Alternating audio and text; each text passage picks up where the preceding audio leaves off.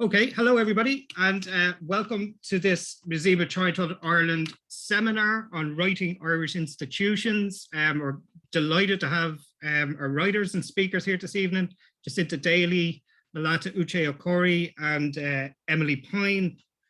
Obviously, as I said, we're going to record the event. A few other public service announcements. Hopefully we're going to be able to address any questions and answers or comments that you have at the end. What I'd ask is that you just type them into the chat, and then we'll get to them at the end, and that will avoid any overlap as well, and it will give us something concrete to work on. Then I'll be able to put your questions and comments then to the panelists. I think that is everything in terms of public service announcements. I would just introduce myself first before introducing the panelists. I'm Dr. Matthew Fogarty. I teach at the School of Education in Maynooth University and School of English Drama and Film at University College Dublin. So I'm here tonight in my voluntary role as Education Team Lead at the Museum of Childhood Ireland. And for those of you not familiar with this non-profit organisation, it comprises 7 essential elements. There's museum collection, history, culture, heritage, children's rights, education, and the voice of the child/youth, up to and including the present day. And if you want to learn more about the organisation, you can find us at museumofchildhood.ie, and you'll find our Twitter and all our other details on there as well. So Mira might be kind enough to type that into the chat so that it'll be on the screen there. Okay, so let's get down to business. So I'm delighted to introduce our panelists who have very kindly volunteered their time to make this possible this evening. First, I'd like to introduce Jacinta Daly. Jacinta spent a number of years working in drugs, alcohol, and homeless services before returning to education as a mature student. She holds an honours degree in English literature and theology with Dublin City University and a master's in gender and sexuality in literature and culture with Maynooth University. Her memoir, Girls Like You, The Long Road Back from Bessborough, documents her time in Bessborough House Mother and Baby Home. It is her first publication. So I'm also delighted to introduce Malatu Uche Okori, who was born in Enugu, Nigeria, and has been living in Ireland for 12 years. She has an MPhil in creative writing from Trinity College Dublin. Her work has appeared in Dublin 10 Journeys, One Destination, On the Highway, New Writing from the Oscar Wilde Centre, the Lit Journal, and College Green magazine. Her debut collection, This Hostile Life, was published in May 2018. And she's currently working on a novel. And last but not least, I'd like to introduce Emilie Pine. Emilie is Professor of Modern Drama in the School of English Drama and Film at University College Dublin. Emilie led an Irish Research Council project recording the legacies of institutional abuse in Ireland. But from 2015 to 2019, she's published widely as an academic and critic, most recently The Memory Marketplace, Witnessing Pain in Contemporary Theatre, and the award-winning Notes to Self personal essays. So, without further ado, thank you all again for being here. And so I might ask you a question first, Jacinta, if that's okay. So I know you begin your book by talking about memories. You say memories are strange entities. They are the thickened skin we build our lives around, the hidden vertebrae of our outward existence, until one day a familiar smell, a chance word, or a sidelong glance, and boom, they push their way upwards, erupting in a cacophony of sound and images that cannot be ignored. I just wondered, Jacinta, could you tell us a little bit about memory and how it informs your writing, particularly in this book? Okay, it's such a big topic, memory, and it's so concrete at times and very ethereal at other times. But my memories were what drove the writing of the book. And even that kind of, it sounds a bit fanciful to say it's like the thickened vertebrae. But, you know, I went into Bessborough House when I was 15 years of age, and the memories that I held, they are almost like a spinal column that informed the rest of my life. So memory had a huge part in driving the writing of the book. I thought that would be simple because they were my memories. So like, what's easier than writing your own memories? But the thing is, then we have to actually go back and really look at them and explore them. And again, I wanted to write a really authentic version of what had happened when I was in Besborough. So I had to look at the memories that were very clear for a start. They were easy because I could remember them. I could picture them. I could picture walking up those steps through that door. I had huge concrete memories, but I also had very ambiguous, vague memories that I knew they had happened, but I couldn't quite put my finger on them. I mean, I was in Besborough House for 7 months, and I do not have 7 months worth of memories. Absolutely not. I have what I kind of call like flashpoints, pictures, sounds, a collage of images. And it was very interesting to me to look at memory from that point of view. In the book, like one of the pivotal things leading up to before I went into Besborough was my father leaving home, and I couldn't remember when he left. And I mean, that was such a big thing to happen. So I rang my sister and she couldn't remember either. And neither of us could remember the date he left, even though it had such an impact on us. But when I talked to an elderly aunt, she could tell me exactly what day and what time that he left, because she wasn't impacted by so much by the trauma. So I think, we have to be so careful around memory, which really leads me on to, I was writing the book when the report, the official government report came out, the commission, the Mother and Baby Homes Commission, and I was deeply hurt to read some of that report. Absolutely, apart from being incensed and thinking my blood pressure was going to go through the roof, I was actually hurt because in chapter 18 of that report, which is about Besborough, which is where my interest lies, well, I don't know if I can say it, there were blatant lies, because I'm just after giving an example of myself and my sister not remembering an account. So maybe people have different accounts, but when I read some of the memory that was recorded, especially from the staff, I thought that was not my experience. And I was there for 7 months. So what do we do around memory? I can write a book, and that's great. It was a great achievement, and I'm really pleased to have written it. And I hope it speaks to people who were either in the homes, born in the homes, or younger people who need to remember what happened in this country. But I'm also very concerned about what we do with memory. So it informs my writing, but it's a very, very big topic that we really need to look carefully at.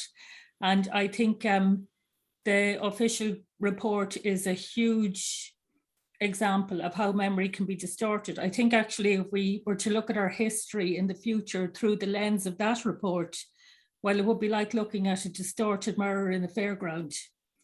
Fortunately, there's a group of academics who are coming up with an alternative report. And before I say anything about it, I have to say that I have permission to speak about it and cite it, but it is a draft report and it's subject to change. And the editors, Mairead Enright and Aoife O'Donoghue, would really welcome feedback.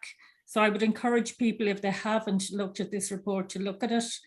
But it's an alternative writing of the executive summary of the official report, but it's through the lens of human rights. And it's like looking at two different mirrors, because you have a whole different viewpoint of what actually happened to the women who went through the system. And the last thing I'll say about memory is I think it should be informed, if possible at all, by the people who experienced the system that the report is addressing. So that's my answer to that question, Matt. Yeah. Thanks so much for that, Jacinta. You've, touched on some really important topics there, but the idea that kind of memory, that kind of kaleidoscopic image, but how much that needs to involve all different perspectives, for it to touch on anything resembling a whole, I think is really interesting. I think it's kind of one of the things that interests me, one of the things that drew me to this subject is this idea between the acceptance of writing, creative writing, or writing novels as fiction and as reports of fact and of truth, and how often those things can get a little bit complicated. So that's a really interesting point, Jacinta. Thanks for raising that. Malatu, I might ask you a similar question, if that's okay. So you've said in the introduction to This Hostile Life that everything about my life in Nigeria, my upbringing and why I came to Ireland is all in my stories. I find it easier to talk about myself that way. It's a slightly different approach. Could you tell us about that approach and how it informs your writing? I think as a writer, when you're creating characters, there are emotions and feelings and thoughts and all of those kind of things that is easily accessible when you're creating a character, and you can put those things in them, as opposed to for me, as opposed to when I'm writing about myself, because then I go into, that would, if in a sense, if I'm writing, I will ask myself so many questions, and with what Jacinta is talking about, do I remember it correctly? Did that happen? And all of those questions might stop me. But when I put them on a character, I'm able to just kind of like distance myself from it. I'm able to access emotions that I wouldn't allow myself to if I'm writing, stories that are based around myself. That statement that you read does not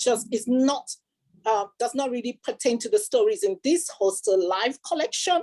But there are other stories that I have that have a little bit about things I remember about my childhood, memories of, like the egg, the story, the egg broke in this in this Hostile Life. It was a story that my it was a comment, not even a story that I overheard from my mom. She was telling somebody else about, something like that that's related to people that we, second cousins of ours. And to me, to think that I could actually remember it years and years after, because I was a child when I heard that, and to make a story out of that so many years ago, I don't know what it was, whether it was, but that's something that touches on my childhood that I wrote there.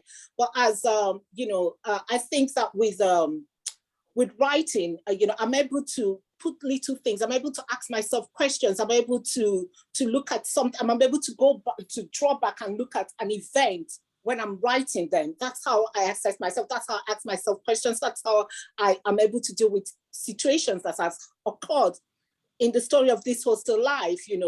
I don't think I would have been able to write it if I had put myself in that situation. I wouldn't have been able to write it with the humor that it's, that it's the central theme, I would say, one of the themes of the story. But because I had to distance myself from it and write it from somebody else's perspective, or write a story like that, I'm able to, to try without making, I know so many people might think, might think, without making anyone to be the villain in a sense, and I hope that was the case, that was what was done in the story. So. Yes. So for me, yes, for writing and being able to deal with, I'm not going to, with memory, speaking about memories, I know that people, with memories, I think that people remember things differently. And I think that with memories as well, that, when I ask people, or when I'm sitting with women who have been, in direct provision, and some of them would be like, oh, especially after This Hostile Life came out, a lot of them would be, oh, I had a great time. I know that they're intentionally talking to me. When I was in direct provision, it wasn't so bad. This, like it was great for me, and then there's a question I always ask: were you proud to tell people that you were in direct provision? That always stops them, because at the end of the day, it was something that always made them feel ashamed. It was something, like I know, that's a universal thing. Nobody that I know that was in direct provision had ever got, there was always something about that feeling of shame that I'm coming from there, or that sense of, I'll ask, were your children happy that they had to queue at school, and then they, known as those people that are going to that place where because I know as a mother, I had all those experiences, and I was familiar with stories like that. So as long as, if you're happy, and if there was never any sense of shame that you were in direct provision, then it was a wonderful experience for you. And I agree. But if there was ever that sense of shame, if there was ever someone that you could not tell or give your address to, or say, this is where I'm coming from, in that sense, or if there was ever that feeling of discomfort in discussing direct provision, then it wasn't really a great place for you. And that's all I will say about memory. We might all remember events. There's so many events that we might remember differently, but the most important thing is, how did we feel about that particular issue? And that's the central thing for me. Thanks a million. Thanks for that, Malato. There's some really interesting points there, particularly about this idea of shame. I think we're probably will return to that in the course of the conversation. I mean, I might turn to you next, if that's okay. I know you've done some work on the oral history project with the National Folklore Commission and on documentary theatre. So could you just give us an overview of those things for anyone who's not already familiar with them, and the roles remembrance and or commemoration perform in these projects, and where it kind of intersects with what we've been talking about so far? Yeah, thanks. It's a great question, Matt. And thanks to Jacinta and Melatu for talking about their work so much, because actually that's how I came to the subject. So one of the things I think is a real gap in Ireland is that our institutional history is not taught in schools. So I didn't learn it, and my students haven't learned it either. So I really got to know about institutions when we're talking about like industrial schools for kids, Magdalene laundries for women, mother and baby institutions, through like teaching theatre and through teaching the plays like Patricia Burke-Brogan's play Eclipsed, which is set in a Magdalene laundry and makes it very clear like how brutal that was as a regime.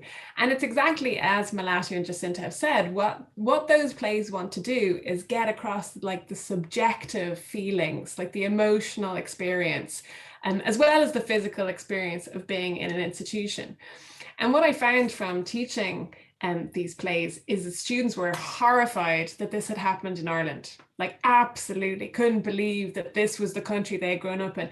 Couldn't believe the last Magdalene laundry closed in 1996, you know, which was at that point that I started teaching was definitely within their lives. Like, right, this doesn't make sense, right? They grew up in the Celtic Tiger. They grew up in this kind of modern, forward-looking liberal Ireland that was voting for same-sex marriage and abortion referendum and stuff, right? It just didn't match. And so what I think, and that was at that point when I started teaching, and I started teaching a play, Patricia Burke-Brogan, in the early 2000s, and then the Mary Raftery's play No Escape in 2010, which is based on the Ryan Report.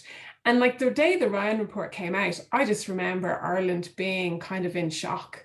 And newspapers and everybody saying like, I didn't know it was that bad. And then people would say, do you remember they used to threaten you and say, oh, if you were bad, you'd be sent to Artane, you know, and or if you were bad, you'd be sent to whatever girls' school it was. And it slowly started to seep out, and people slowly started telling their stories. And the thing about culture, whether it's fiction or memoirs, I think of like Mannix Flynn's kind of autobiography. So I can't even say that word, autobiographical fiction in the 1980s, Paddy Doyle's memoir in the 1980s. Like these books are like whistleblowers, right? They tell the story way before anybody officially wants to admit to it or acknowledge it.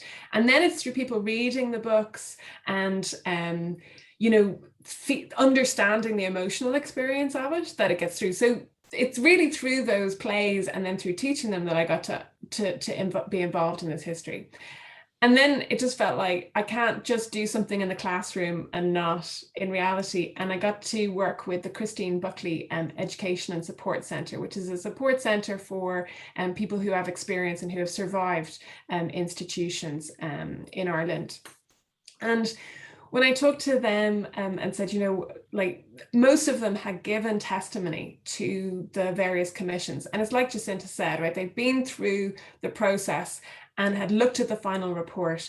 And for very many of them, they didn't feel like their experience was reflected in the report. And like Jacinta said, it felt completely alienating to them. And And as somebody is saying there in the comments, people had been trying to tell their stories for decades and no one had been listening. And so I had the conversation with Carmel McDonald Byrne, who ran the centre at that time, and she said people really want to tell their stories. So we started a project in UCD at the National Folklore Commission, a listening project, where we just record, we just sit and for an hour, 2 hours, 3 hours, and just record people's stories. And the thing that I think is extraordinary is how empowering it is to get to tell your story. Like, not everybody has to publish it, and whether it's in fiction or pure memoir form like Jacinta's book, but just how important that act of telling your own story is, and being able to author it. And one of the things we do in that project, and I'm slightly pitching, because if there's anybody out there who wants to get involved, please feel free to email me if you have a story. Is that we transcribe them and we print them up, and people get a hard copy of their own story. And I think that this is a thing that has been missing, right? We were talking when we met yesterday before talking about this event, like, you go to a commission, you give them your story, and then it's gone, right? It's gone. You don't have the right to own or control that story. And I find that like an extraordinary thing. And that whether you've been in direct provision or you've been in a school for children or an institution for women and children, the commissions don't treat the witnesses like the experts, right? They treat them as if they were like the historians are the experts, the academics. I'm an academic, so I'm allowed to slag off academics. Academics come in like we're the experts, right? We know things. And it's not the case, actually. We don't know anything about, though as Jacinta reminded me yesterday, academia is an institution itself. But I think that idea of just trying to get away from seeing away from the power imbalances that normally surround storytelling, which I think are really important to move away from. Yeah, no, it's a great project, for sure. I just said it brings us to the idea of kind of documentary as memory, and also this idea of things seeming in the past for students, and them also being immediate, particularly with things like direct provision, which is the similarities to me, just from kind of looking from the outside, appear striking.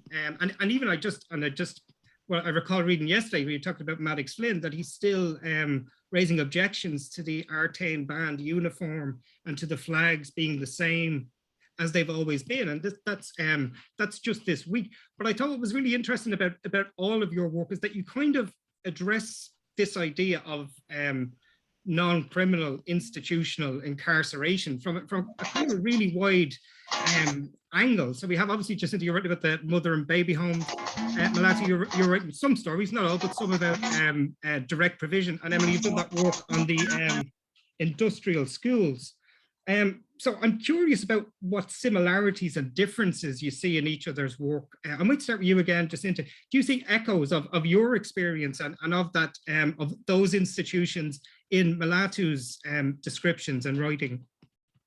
Yeah, definitely. When I read, I have to be careful, I keep calling your book This Hostile Life, which is a Freudian slip, definitely. But when I read This Hostile Life, particularly that story, I thought this could have been set in Bessborough House.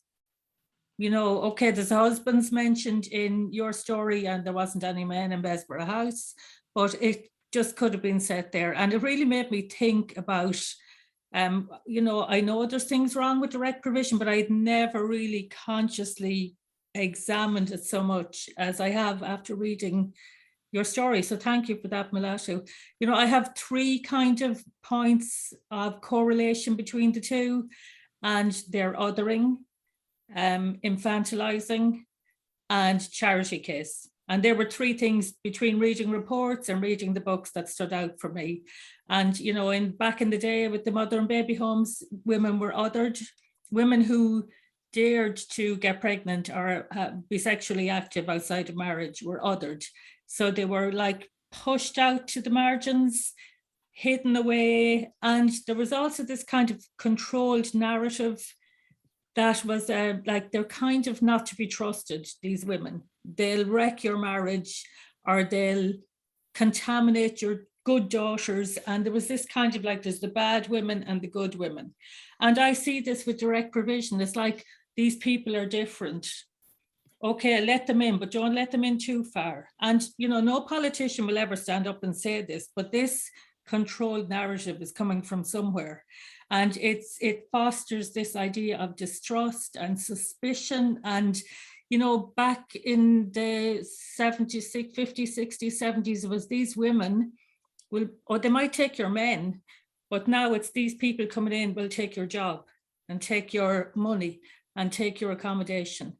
So like, it's like a repetition of the control that went on in mother and baby homes. So I could see that as a correlation, and the whole thing around infantilizing, which like women were just treated like, well, you can't make a decision, you're too weak-willed, or you're too stupid, or you're too cunning, which was a contradiction, but these were all the ideas. So you cannot have control over your body, your sexuality, your reproduction. You cannot have control over the baby you're carrying. You know, you're not good enough to do that. So there was, and again, this message. And I think that kind of, when I read This Hostile Life, I know you said there was humor in it. And, you know, when I could imagine her shouting number 18, I was laughing to myself.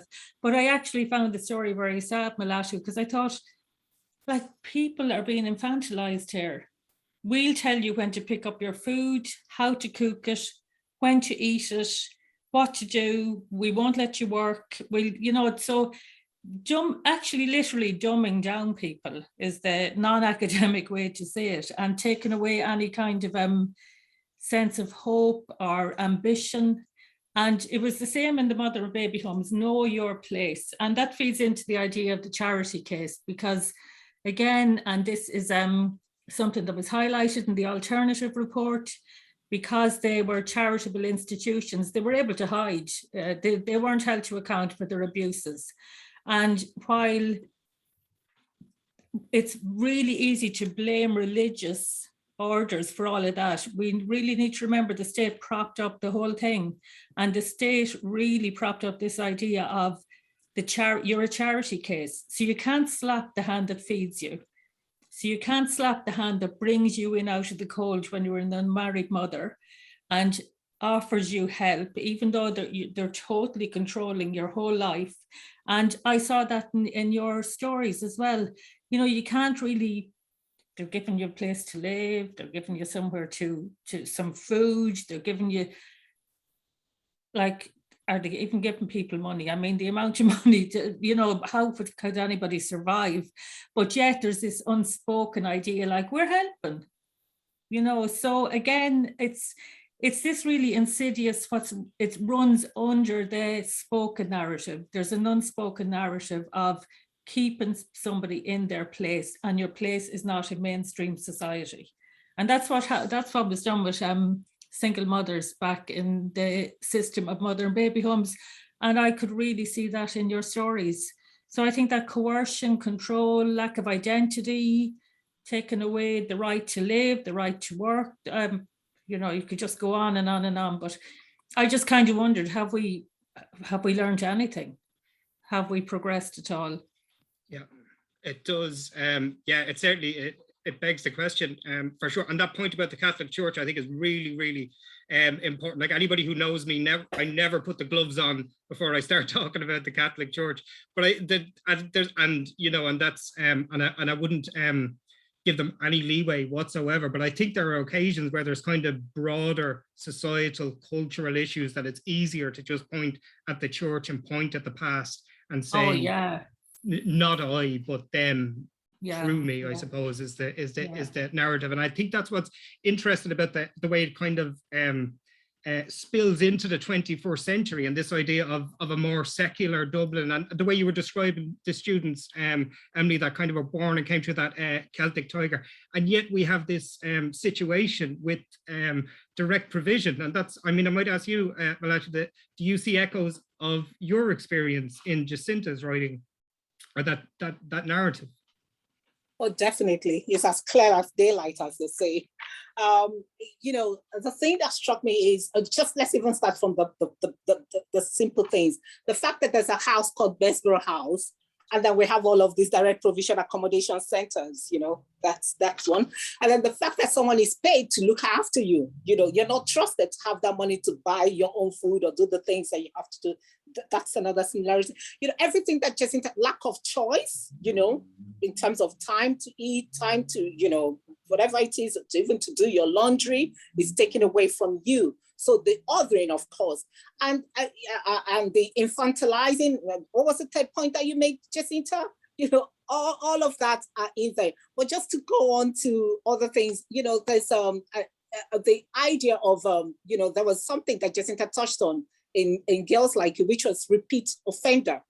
And then I looked at it, I said, I was just thinking about how does this, and what I saw, the parallelism that I saw with that within direct provision system is just that when you've been in a direct provision center for, like in my case, you've been there for 8.5 years. Some people were there for 10 years. Some people were there for 11 years. That's the only life they've known since they came into Ireland. I mean, if you give birth to a child, but if the child is 11 or 8, like you can imagine that's how old a child of 11, just, think about it. And then they leave direct provision. And then these same people are expected to kind of participate in life or do this the same way that someone who came in and, or any other migrant who came in and assimilated into the society, you're supposed to be at the same level with them. So it takes a while for all of that. So you kind of have in the life of those people a sort of emotional ups and downs, and all, because you can't take away 8.5 years of someone's life of being in a particular place, of knowing a particular system, And I think that's in a sense intentional. And then when we talk about the religious order in the sense of mother and baby homes, it wasn't, direct provisions were not run by any religious order. It was run by the state. It was an idea conceived by the state. It was run by, individuals and all of that. So there was not that contact with church in my case, So, but hearing, looking at, and so to answer, there was a point you made there, Matt, which is you think is cultural. And I would say, yes. Once I started reading up on, so many stories, people's stories, books, and it's just so many things, I kind of realized that there's a pattern there. There's a sense of, if we don't want you, then we make you, you become the other. There's a kind of segregation, pushing aside of groups of people and making them, not fit into the society and all of that. So I think that's how it's always been the tactics that the government uses. And so there is, it's definitely, there's definitely a lot of, a lot of echoing of the modern baby home with the direct provision. And the way I'm looking at it, something else is going to come up in future. Like, I don't think direct provision is going to be the end of it. I can see something else, another kind of institutionalization coming up somewhere, it's going to be created at some point from somewhere for some reason, and I think that's just how it's going to go, because it's a mindset. Yeah, absolutely. Yeah, absolutely. I think that the religious element, one dynamic, definitely there's a kind of a cultural element to it too. And one of the things that you touched on there at the beginning as well is the idea of business. Like, there's some people are making a lot of money out of this industry, we can call it, the direct provision industry. We can look at the laundries. There was a similar kind of a situation, like they were places of business, so I mean, there are incentives beyond religion and culture as well. They're a little bit distasteful. But Emilie, I might ask you the same question then. In your work on the reports, on the Rhine report, do you see similarities then in the in Malatu's and Jacinta's writing? Yeah, absolutely. And that's exactly what the state does not want us to see, right? It doesn't want us to think of this as a system of institutionalization. And like Malatu says, right, it's, okay, here is a social difficulty, I say in heavy inverted commas, right? Here's a social issue, and how are we going to deal with it? Instead of trusting people, instead of creating ways in which people can live by themselves. Oh, we'll create institutions to kind of out of sight, out of mind, basically as a solution to all of these issues. And one of the things that came out of listening to people and with the National Folklore Commission that slightly surprised me, I think, was that, and it surprised me because it's not there in the reports, right? And it's not there in lots of other ways, was that how individuals define abuse is very different from how official state reports and historians and so on can define abuse, which, would be like emotional, sexual, physical, and we'll need to have proof, right, attached to it. And the kind of extraordinary thing was that several people said in the project said that the absence of the deprivation of education was one of the most abusive factors of being in an institution as a child, as children who grew up in mother and baby homes or in industrial schools.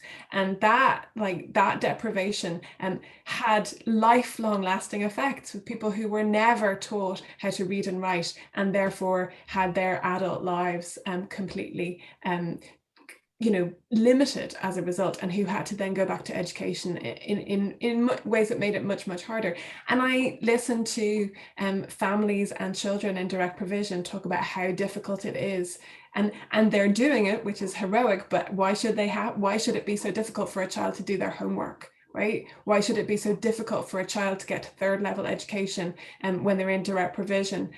Because they're suddenly expected to pay fees, non-EU fees. I mean, it's completely unequal, and it's because it doesn't see education as a right for all. And then also, again, coming back to this idea of abuse, so many, like the Magdalene Laundries report says, oh, well, it wasn't that abusive because the women were well cared for, completely ignoring the fact that they were not at liberty to leave, right? And that nothing else has to happen for it to be an abusive situation, for that to be an abusive people. That inability to control or have agency over your own life is a form of abuse. And until that is recognized, the commonality of that experience is recognized, then institutionalization is still being propped up by the state and will continue to be. And I think that's the narrative. All of these reports are separate, right? We have the mother and baby homes over here. We have the industrial schools over there. We have the Magdalene Laundries, right? We will have a report on direct provision, and they will all be separate entities. Nobody wants the joined up story, but the joined up story is the real story. And it's the alternative history of this country, not the narrative that we're being told about 1916, etc. For the past several years. It's actually the way in which vulnerable people have been treated by the state. Yeah. That's my rant. Excellent. Yeah. One of the things that struck me just while you were all talking there is or at least when I do come across it in conversation, where I do come across people written about how infrequently people think about direct provision, it seems, in relation to children.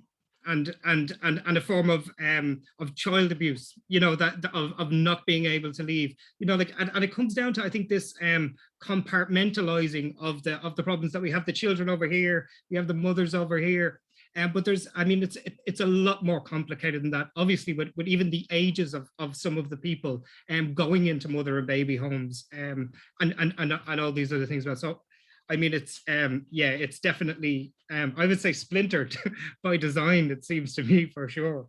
So that kind of touches on the next thing that I wanted to ask about. So one thing that really strikes me about the ways that you've written about Irish institutions is how stark the images often are from the kind of the language that typically appears in the report. And you kind of touched on that there, Emilie. Could I just ask you, I'll maybe start with Jacinta, about how you see these first-hand accounts complementing or addressing what doesn't go in the report. Complementing what doesn't go in the report. Or addressing what doesn't, if the case may be. Yeah. Well, it's like there's a divide this wide between the authentic memories and testimony of some people and what's in official reports. And I just think it's very interesting there's a few things, I just want to quote a few things that I thought about when I thought about this question. First of all, we had, I can't remember the amount of women who went to the confidential hearing and their testimony and poured out their hearts. And it is not an easy thing to do, to talk about your traumatic past, and it was totally ignored. Or else it was condensed into bite-sized paragraphs to fit into the report, not to actually address the issues the women have brought, whether they went through the homes or were born in the homes, but they were put into bite-sized pieces to fit into a governmental document. I found it very interesting reading the Besborough section. Now, I haven't read the whole report. I've read the executive summary and I've really focused on the Besborough part. But what I found interesting was there's something in that in section 18175, how in 1969, a journalist went down and interviewed, journalists from the Times interviewed some women who were in Besborough. And one woman who was described as being strikingly pretty and intelligent. Now, why that has to be in this report is beyond me, but she decided not to tell the father of her child that she was pregnant. She didn't want to marry him, and she was very grateful for the house to take her in, and I'm sure she genuinely meant that. And she also said her family would not have helped her, and she appreciated the protection and security she was given at Besborough, and she expressed her hope that in the future, a man that she was likely to marry would accept this part of her life as a failure and that he would forgive it. Now, the reason I'm drawing your attention to this is I'm sure that girl was genuine, and this is how we were brought up. We were brought up to believe we were sinners, we were failures, we had done something wrong, and we should be extremely grateful that this institution had taken us in and hidden our shame. My question is, why was that included in an official report that is deemed to be the final report, and the testimony of all the women who went to the confidential hearing wasn't? There's something very skewed about that image in my mind. Another thing is, the limitations to the report, and I'm referring to the official report now. They said there was limitations because the commission does have concerns about the contamination of some evidence. Now, this was in relation to the women who have been incarcerated in the homes. So their testimony was deemed to be contaminated because it wasn't, it was clearly incorrect. They don't actually explain why they believe it was incorrect, but they do go ahead to say this contamination probably occurred because of meetings with other residents and inaccurate media coverage. Now, again, maybe that's true.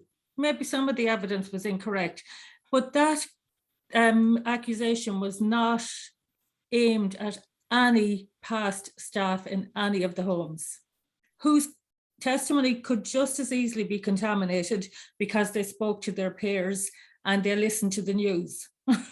So my question is, like, the testimonies that are given, the real authentic testimonies are ignored, and we're given a very, very biased report that's biased regarding the institutions and the state.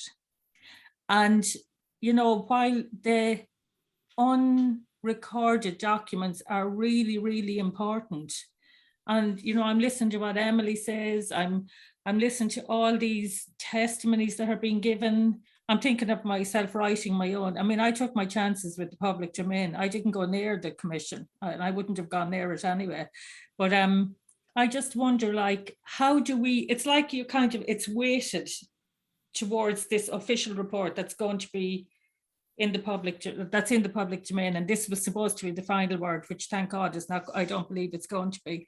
But I'm not sure if I'm articulating this point properly, but I'm just wondering, how do we take all those unofficial, authentic reports and make them important? And I agree with what Emilie says. It's really important we tell our stories. It's really important we have authentic memories. I mean, the alternative report is quite clear in saying that there was no collaboration with the people who actually experienced the homes.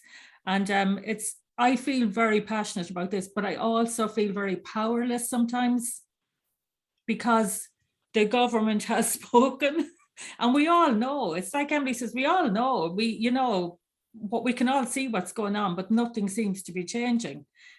So I find it frustrating, but I suppose on a positive note, I would encourage people to tell their story, to speak their truth and to give their own testimony. But I don't know if that answers your question, Matt, because some of it is my own frustrations. I mean, we have a state who propped up a system and who are propping up a direct provision system. And also, don't forget that, Besborough House was one of the most notorious homes. In the 1940s, 3 out of every 4 babies born there died. And yet the state were facilitating the building of luxury flats and apartments on grounds that should be excavated. And that's down to the government. That's not down to any religious order. That's down to the government, down to the state. So I'm sure you can hear my frustration. Absolutely. But that's, I think it is important. I think we need to keep talking and telling our story, but I don't know. I would love to know how we can really change this. Yeah. No, I think that's a really important point, like this idea that it's very difficult to have the same kind of platform that the state has, and what's going to be cited on the news and what isn't, and what's kind of held up as the record of events, as you pointed out, is highly dubious. I think I'll be kind and say, and Malatu, what are any patterns then with the way you see attitudes towards direct provision, or things that are or aren't reported in returns to with regard to direct provision? First of all, I don't, not because of anything, I don't read reports on direct provision, like, any kind of report, just from the get-go, the tone of the report, I don't usually recognize myself. I don't feel that it represents me or represents my experiences, but I do read newspaper articles, around direct, and I find that they always go in 2 forms. Is either the journalist or the writer is trying to incentivize the public, when they are kind of inviting some sort of drama to, from the article, and for people to make comments and say, oh, they're here to, they're liars, and they're, you can always tell the tone from the tone of the article, and sometimes it comes from a genuine, something needs to be done here, kind of writing. But then there's something that I find very, very frustrating, and does anger me in issues like, the Ryan report, from reading it was, the commission was done like almost 30 years or after the event. And then, and I'm asking, why would they have to wait for 30 years? Who is it for? As far as I'm concerned, it's not for the people that were in Besborough. You live it that long so that the people that, there will be no accountability. So it's almost like you're insulting the intelligence of the people in a sense. So for me, it's like, I don't know, we call it salt over injury. Like I have an, and then someone is just, like they're pouring salt all over it, So I don't see the purpose of it as far as I'm concerned, because if it's meant for the people, if it's meant actually to right some sort of wrong, there's another tone, it won't take so many years for the commission to be done. It should, the fact that, someone's evidence would even be saying that like it would be removed and all of that. So I think in a sense, the state always leaves these things for so long just to protect themselves.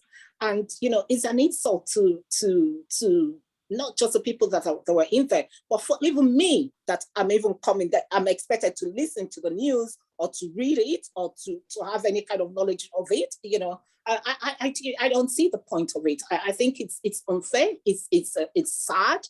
And that it keeps going on. This is not just the Ryan report is not just for every commission that happens or that I hear about that happens within the state. It's always years after the event has happened. And I'm just wondering, why does it have to be so long? And why does it have to be, like why all the song and drama? And, so it's not really for something to be done. It's just a kind of play acting or, some kind of theater performance. And, there's no, I suspect that probably in future, maybe in the next 100 years, there might be some kind of report commission over direct provision. It's definitely not going to be now. And I don't know who that would be for at that point, but, yeah, so we'll just see, we'll see what happens. But it's with all that, I found it very hard to read some of the things that were in the Ryan report. And just like when we were having the conversation yesterday or preceding this talk, I was saying to Emilie, I don't know how the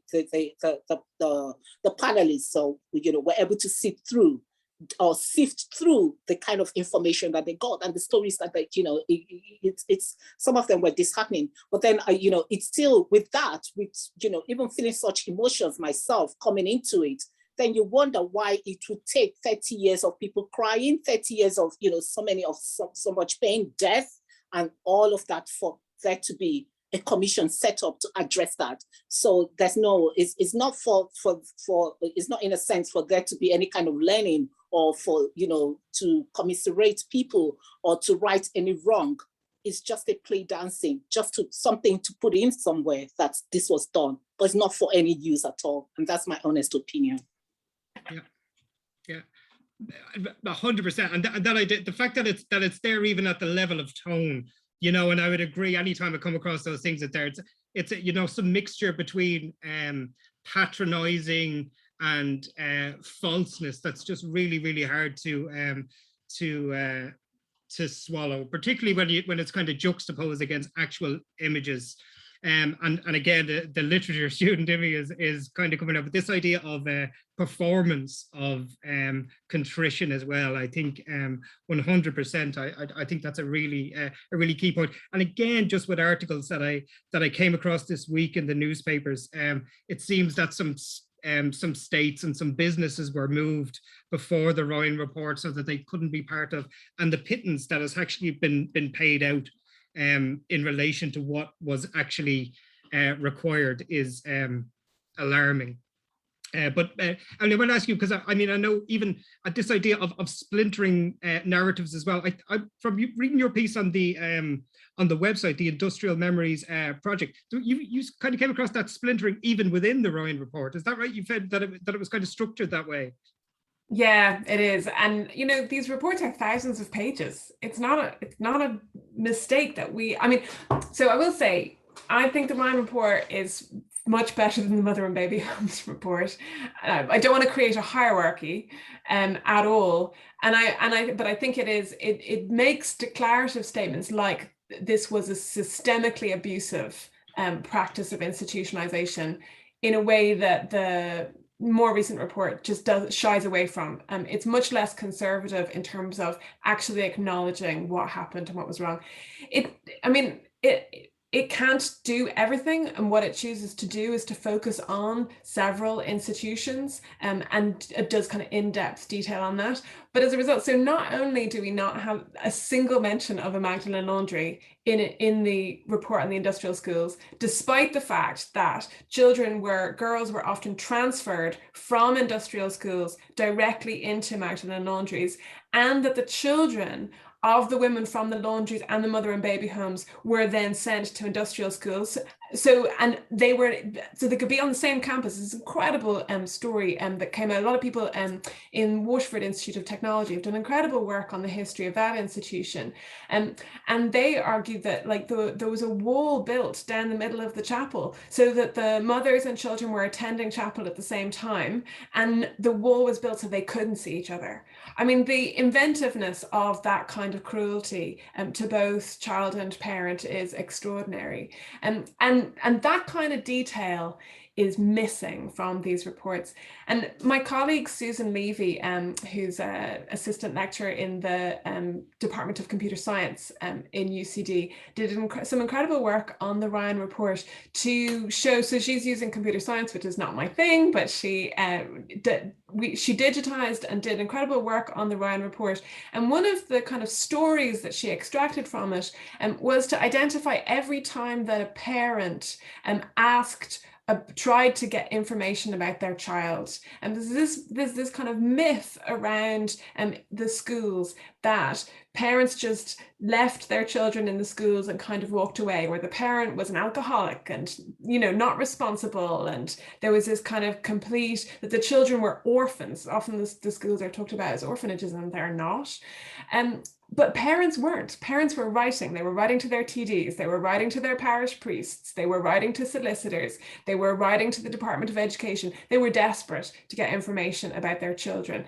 And the thing about the way these reports are written is that information is in there, but it's not being told as a story, right? Because they get to this is what Malatu said. I thought my head would fall off, Malatu. I was nodding so hard at what you were saying.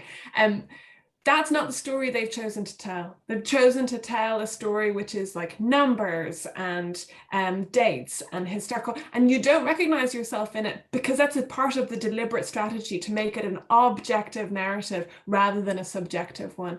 And so again, you see in all of these reports, exactly as Jacinta said, sound bites. You just see tiny bits of testimony extracted and put in italics and put in the middle of a paragraph and totally divorced from the context and the entirety of the story.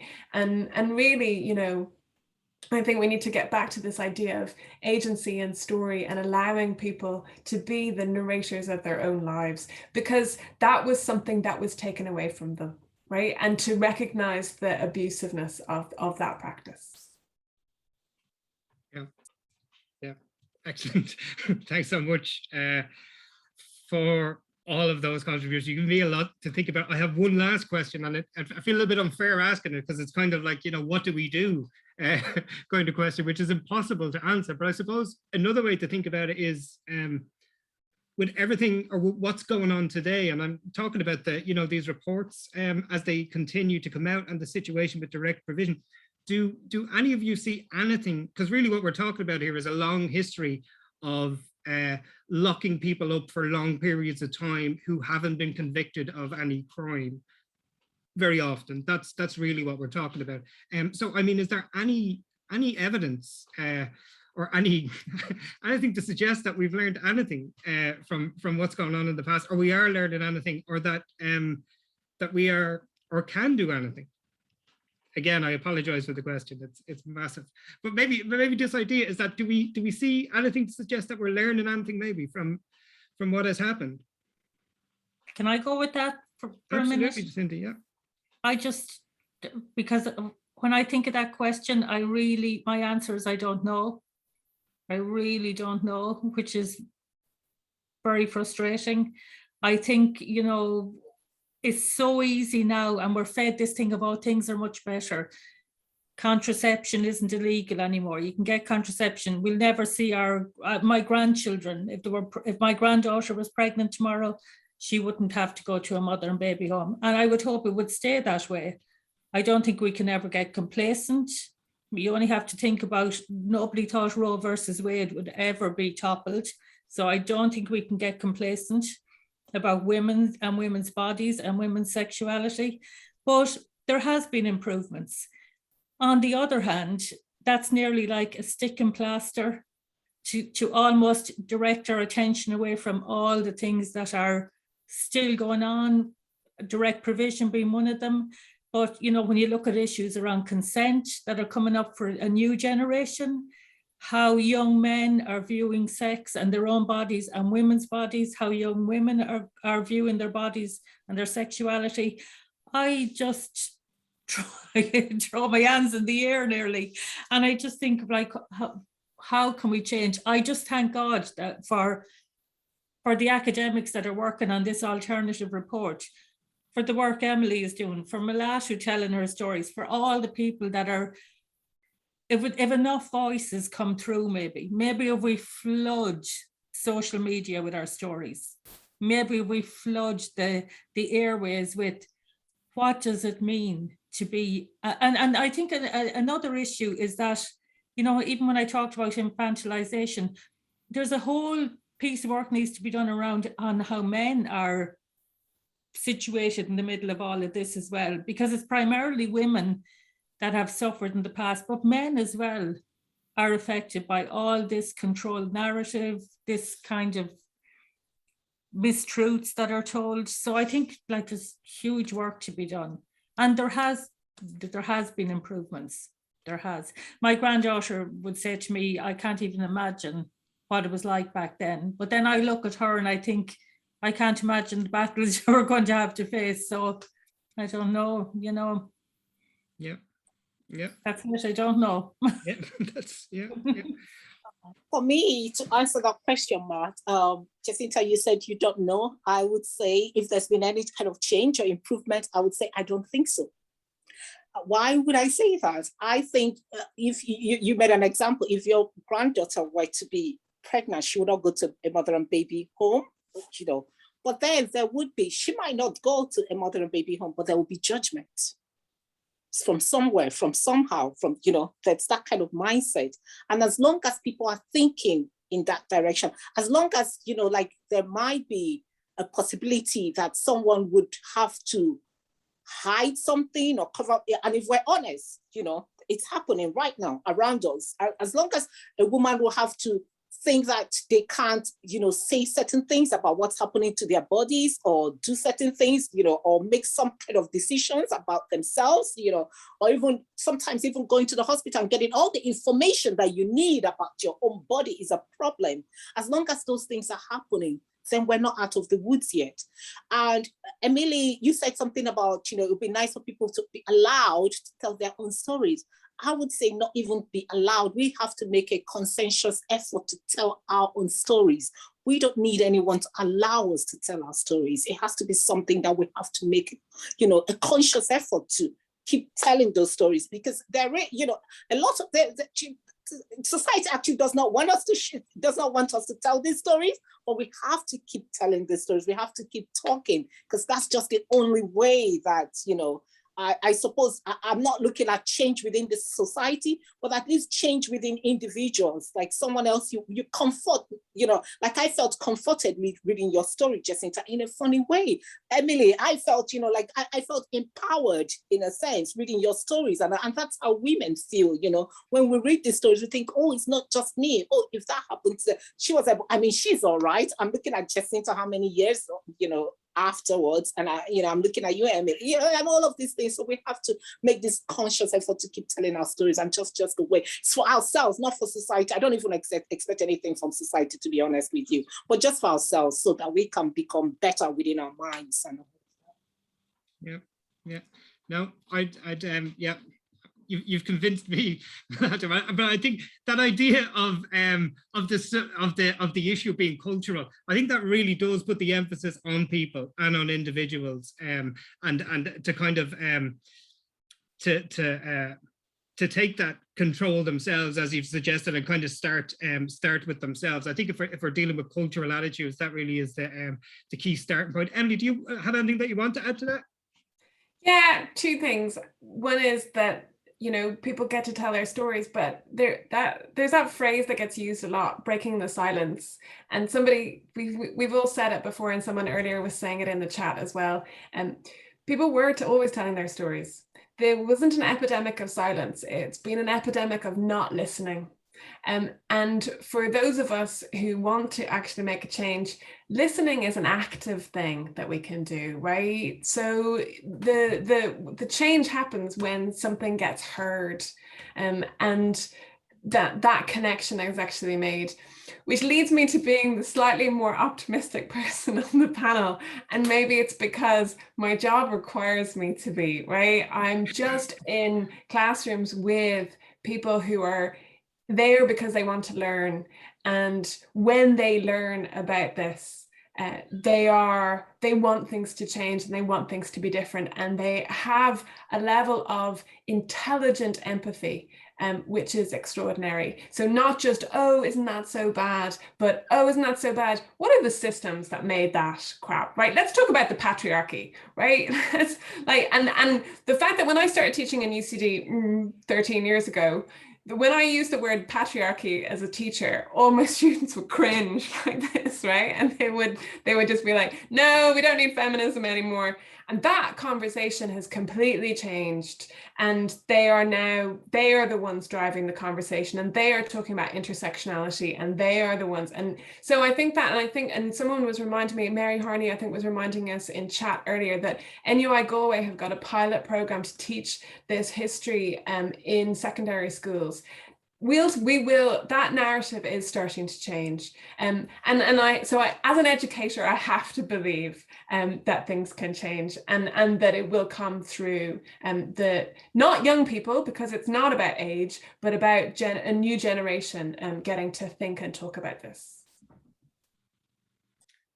Okay, well, that is all the questions I have, and I really appreciate you thinking about those things and talking about those things in detail.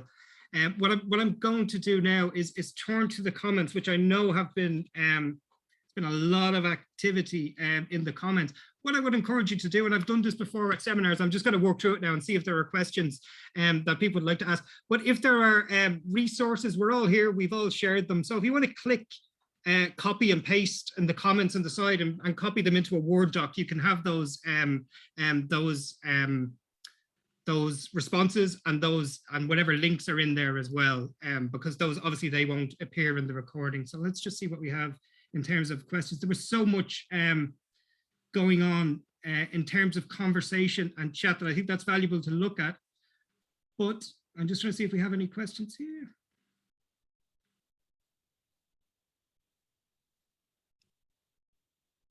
All the technical questions.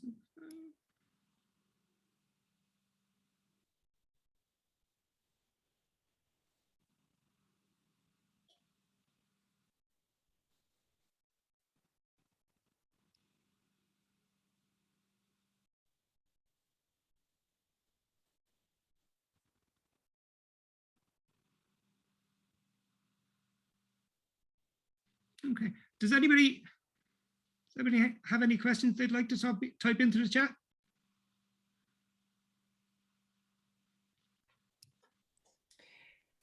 Valerie asked about the people who are working on the alternative report there, Jacinta. I think it's Mairead Enright and Aoife Donoghue. You're muted. Sorry, Mairead Enright and Aoife O'Donoghue, and they would really welcome feedback on the report. And do you know something? It's the alternative report to the Mother and Baby Commission report, and it's an alternative rewriting of the executive summary.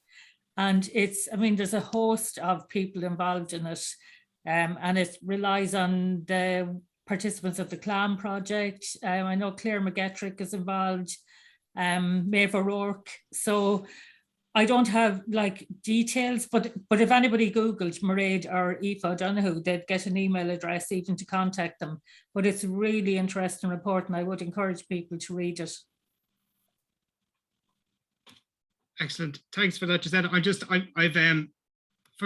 done many of these seminars. It's the most active and the most interesting chat I've seen. That's why I'm just having some trouble finding some questions. But I found it here that's just kind of setting the context really against the backdrop of government and control of the narrative, and just this idea of how can we ever achieve justice for children? We don't know their names. Surely the hospital where they passed away should have recorded their names, and that would be a really interesting point, I think, to put to the people there that are organising the report, the people that you've mentioned there, to maybe get in touch with them about that.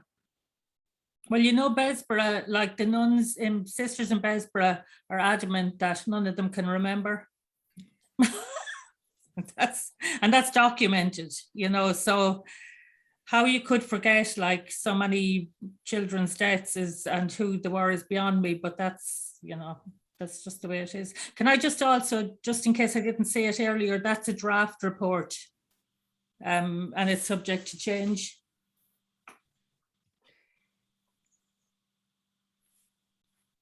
Matt. Somebody had tapped in the chat that they had something to say about the report.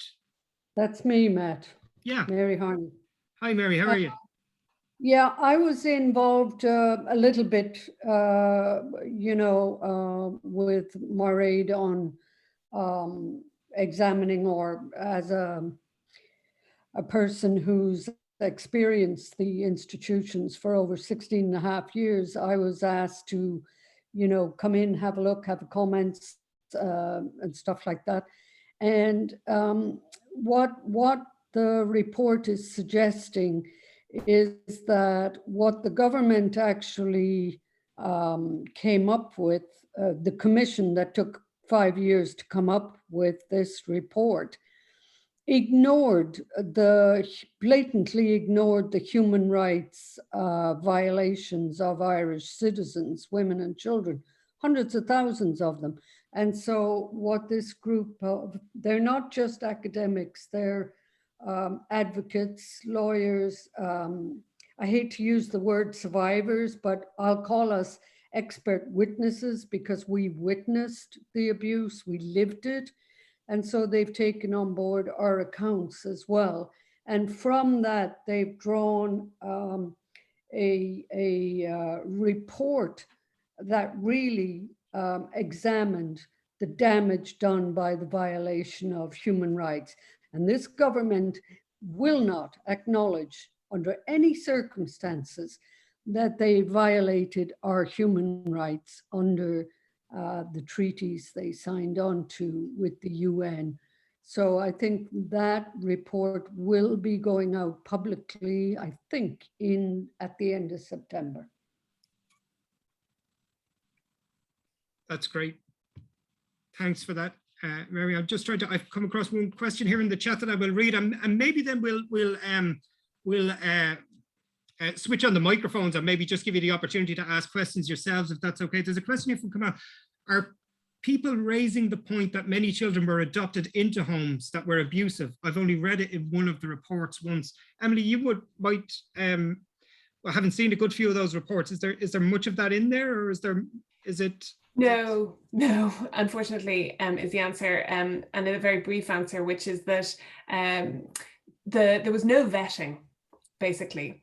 And so children could be adopted out, or they could be fostered, like in long-term foster care, or they could just sometimes be taken for the weekends. A lot of girls who were in Golden Bridge who would talk about their lady and gentleman, which was the idea of a couple who had kids or sometimes didn't have kids, and who would take them for the weekend to give them a kind of, or to maybe sometimes take them for a week summer holiday.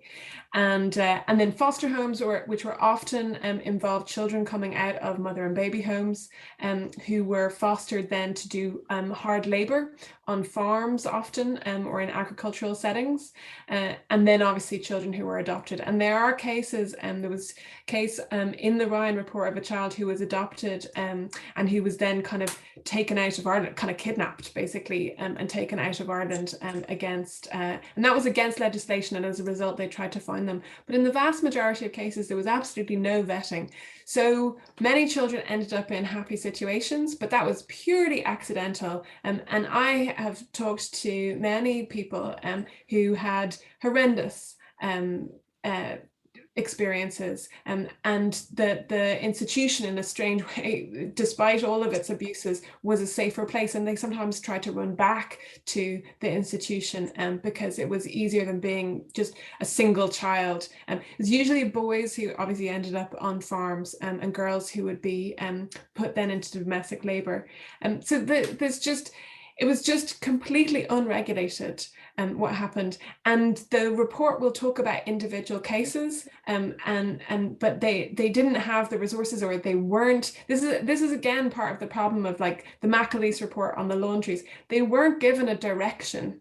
They weren't given a directive to do something, so that therefore they didn't do it. And again, and people were talking in the chat about the fact that the Commission of Investigation into Mother and Baby Homes gave back funding. They weren't told to, give everybody who testified copies of their own testimony, so they didn't do it. But they had time and they had the money, and it's so frustrating, and for exactly those reasons, the shortcomings. Yeah, excellent. I think we will. I see Patricia has a hand up. Patricia's iPad. Maybe would you like to ask a question, Patricia? Or Patricia? Yes, I am a person who was in the Rockford Diocese in Illinois, bishop came from Ireland. I can't say he was directly from Ireland, but I do know he procured Philomena's pen. And that was kept. But all of us continue to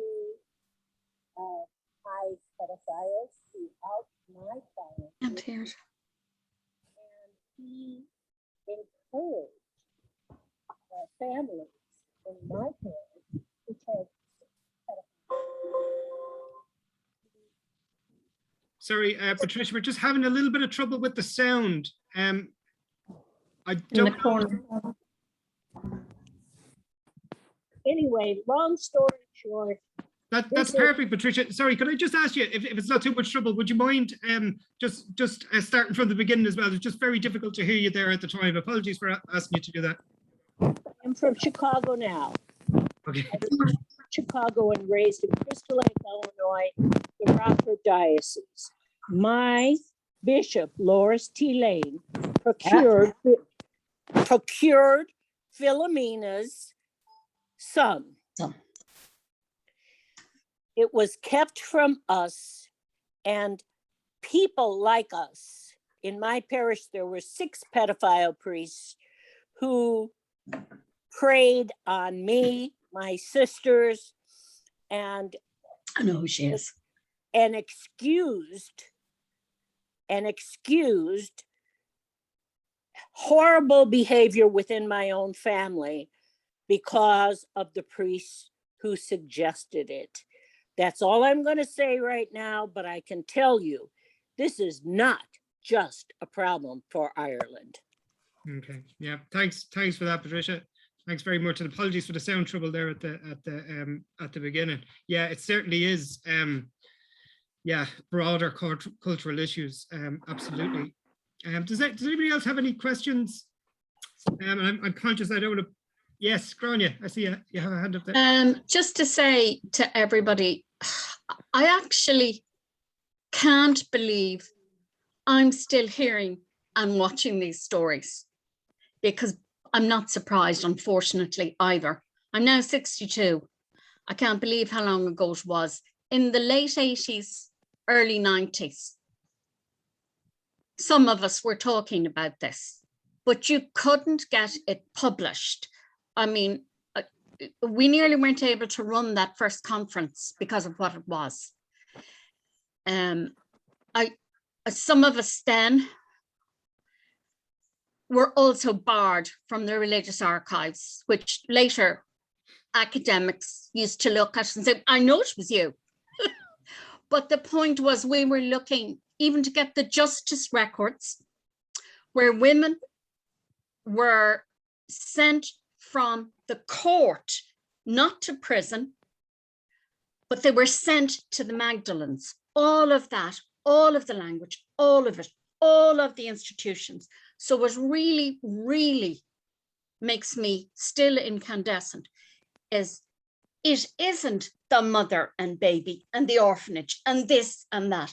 This is a web of abuse, corruption. Jesus, I'm doing politics here. Sorry. Yeah, but we, and totally, Malata, I agree, absolutely. I'm fighting so many times to say, why are people who we allegedly offer a home to, but they don't get it? You're left in direct provision for 10 years. Nobody cares about the children of the homeless. And I did say it earlier, is as far as the state is concerned, anybody who doesn't belong to a respectability, that's a whole other lecture, is basically othered. And there's why those children, when you were talking about the vetting, Emilie, the vetting was very clear, because we have to remember the Catholic Church only came into power in the 19th century. So the Protestant, Presbyterian, and my babies, the Salvation Army, we won't even go there. But the point was, so the Catholic Church immediately started taking the money, and they said, right, we'll tell you what you're going to do. And that is the generations that were brought up in that. So if the parish priest turned up and said, I believe your daughter has been walking out with whatever, she was moved on. And those girls and boys, but the girls who were raised in the orphanages, who were often the daughters of those who, as you said, were the mothers and whatever, those mothers often were moved on as a priest's housekeeper in England. So the abuse continues. It's there wherever we went. And it's not just Catholics. So it's the state mindset that presumes anybody, anything that's othered, poor, people of color, disabled as I am now myself, is we know best. So I would say, in answer to your original question, and I apologize for going on, but it still makes me so mad because I know all of the stuff from before, is yes, have hope. Roar.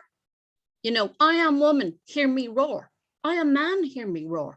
You know, write to your TDs, write to your county council, be a pain in their ear all the time. And if you have a friend in some way who also would like to do it, but doesn't want to, you know, say, oh no, I don't want to do that now, which is totally understandable. But they may, as Emilie said, is listen, is watch how they react to something and say, oh gosh, yeah. And often they will still tell you their story. And you mightn't get the whole story, but at least you're have done some good for the day by listening. And you'd be surprised, you'll probably end up telling them your story as well. I think you should put me on mute now, Matt. That's great. Thank you, Grania. I have a question here, and I'm conscious I don't want to keep the panelists here too long. I do see a couple of hands out, but I'm just going to read a question here from the chat. So you touched on fiction as a way of telling witness stories for a new generation coming to terms with Ireland's carceral pasts and presents. Can be difficult. Do you think fiction could play a role in aiding their understandings? So just to, do any of you have a thought on that?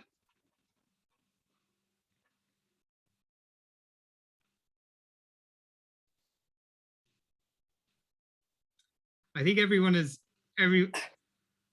I think stories are stories, whether fictionalized or, you know, and they're a way of reaching, you know, the younger generation. But I think it makes it easier for them to, well, depending on the story and depending on the age that we're referring to here, you know, it makes it easier for the readers to be able to understand and assimilate, you know, whatever the situation or whatever the event is. But yeah, definitely fiction. For me, that's the avenue that I find easier at the moment. So I just, that does not take away from people who write memoirs or, you know, autobiographies or whatever the case may be. It's just, you know, for me, that's an avenue that I find is easier for me to be able to play with, you know, to be able to get a story out in a way that I'm comfortable doing so. So it's definitely an option. I just want to invite Daniel to speak. I know you've had your hand up for some time there, Daniel. Sorry about that. Did you want to ask a question or I add was something? born in Belfast myself, and I went there in the 1990s when the law changed to make inquiries about my mother, my birth mother. And the first thing I was asked for was money. And I was shocked that they would ask me for money. And I said, for what reason do you want money? How much do you want? All of that. And I was told that they would have to do all the research and swan around the country looking for my mother. Now, I was really shocked by that because when I got my mother's history of her time in there, they charged her the equivalent of 3 months industrial wage to keep her there. And they actually overcharged her. They didn't give change all the money she paid. And one more thing. When I was down there in the 1990s, I was walking through the grounds and I saw a tree that had been knocked over by lightning. And there was bones near the roots. And to me, they looked like human bones, you know. And I was traumatized at what I was looking at. And I walked around the trees in that area, and I saw a vase with dead flowers in it. And I was wondering how long was that. It still didn't hit me that these were unmarked graves. So when it did eventually hit me what I was looking at, I went to the authorities. Now, I'm not going to name names here. And I made reports. I said, you know, there's unmarked graves in Basra. No headstones, no nothing, just bones laying around the place. And I was waiting for something to happen. Nothing happened. Nobody gave a damn. Nobody. So, you know, justice, I don't know where we ever see it. You know, I'm pushing on an age now. My mother is dead for many years, but I do remember vividly what she said to me when I met her for the first time in my 40s. I didn't know how to deal with her. I really didn't. I wasn't a good speaker at the time for her. And she said to me over and over again, what she could not understand was why they were so cruel. They were so cruel. They abused these women in so many ways. They destroyed them and made money off them. That's what's killing me. They made millions doing what they were doing, and they still have the money. And what did they use it for? To prevent them being brought to account. They use it for that. They have a bevy of lawyers and solicitors and barristers and God knows what else. They live in mansions. They have security. You know, if you say both of them, you get a solicitor's letter. So who are going to bring these people to account? Who? That's my rant. Sorry. Thanks. Thanks for that, Daniel, and Patricia as well for contributing those stories. Really important in the context of the conversation that we've had to actually hear some of those stories, along obviously with the panelists as well. So thank you for that. And know as well, as I say, we're recording this, and I know some of my colleagues in UCD teach Malatu's work, and other colleagues have asked about this. So this has been recorded, and all a lot of literature lecturers in the US and based in the UK as well, they'll have access to this. So so hopefully it will be a useful resource, and maybe perform some kind of a small productive act, hopefully in that context. I'm really conscious, as I say, we have the chat there. I would encourage you to copy and paste that if you want to keep it. Any of the resources. I really apologize if I missed any questions. It was really really difficult to keep track in the really active chat, but that's great to see as well. I really don't want to keep our panelists here too long, because they've been great in putting aside their time, preparing and coming online to do this evening. So I just, before we wrap up, I just want to thank my colleague, Dr. Mira Dabudovic, who has been manning the technology and keeping an eye on the chat and all other things in helping get this event organized. But most of all, I want to thank all of you for contributing to the conversation. As I said, in particular, Patricia and Daniel for contributing those stories. And also I want to really thank Jacinta, Malatu, and Emilie for their work and for making the time to come and have this conversation. So I just ask you to give them a clap, whether you do it virtually or the good old-fashioned way. I think now I'm going to jump in and say, please add your applause for Matt Yes. for organizing this you. and for asking us, for organizing it so sensitively, I think, as well. And also, you know, the Museum of Childhood for being for being a voice, right? And a platform. And I think it's really important that the rights of children and human rights and the rights of parents have also been really talked about tonight. So thanks a million for organizing it, Matt. Yeah, Thank an you, absolute Matt. pleasure. And it's yeah, one of our main objectives really in the museum is to kind of platforms for these conversations and others like them. So stay tuned in for more of that in the future. Okay, so I will say one last round of applause for our speakers, because they were really, really fantastic. So thank you again for that. And without further ado, I'll wish you all goodbye and good night, and we'll chat again soon. Goodbye. Bye. Bye. Thanks so much. Well done. Thank you, everybody. Well done. Thank you. Bye. Bye. Well done. Well Bye, done. Thank Emilie. you Bye, very much. Malatu. Bye, Jacinta. Bye. Thank you. Bye. Bye. Thank you all.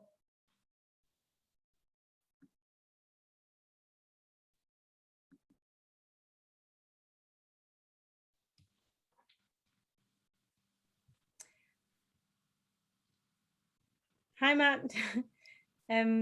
You can stop the recording, I suppose, yeah. and I can save the chat. Yeah, that would be useful to have. I just, oh yeah, pause. So